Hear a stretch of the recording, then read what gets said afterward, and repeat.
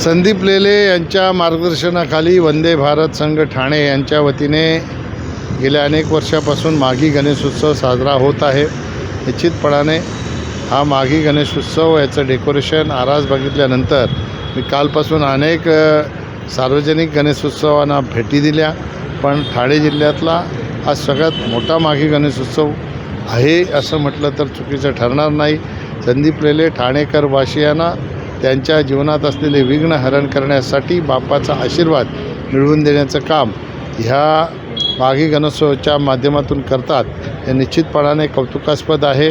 मी त्यांना धन्यवाद देतो, त्यांना शुभेच्छा देतो, त्यांचं कौतुक करतो आणि बापाच्या चरणी प्रार्थनाही करतो की संदीप लेलेंच्या मनातल्या इच्छा बापांनी पूर्ण कराव्या, आशीर्वाद संदीप लेलेंना बापांनी द्यावा, अशी नम्रतेने बापाच्या चरणी प्रार्थना करतो। तर ठाणे शहर लोकसभा मतदारसंघ आणि कल्याण लोकसभा मतदारसंघ या दोन मतदारसंघाबाबत भारतीय जनता पार्टी आणि शिंदे गट यामध्ये रसिकेचं वातावरण सुरू आहे।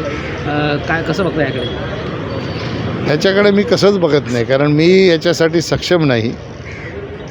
आमचे वरिष्ठ नेते भारतीय जनता पक्षाचे एकनाथ शिंदे साहेब हे त्याच्यावर बसून निर्णय करतील।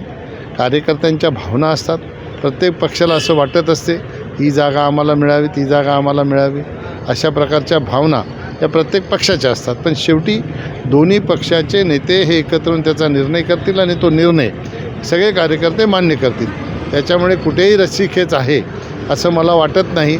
या कार्यकर्त्यांच्या भावना आहेत, हे पक्ष पातळीवर याचा काही कोणी उल्लेख केल्याचं माझ्या तरी ऐकिवात नाही। हे खाली मतदारसंघामधल्या कार्यकर्त्यांच्या भावना।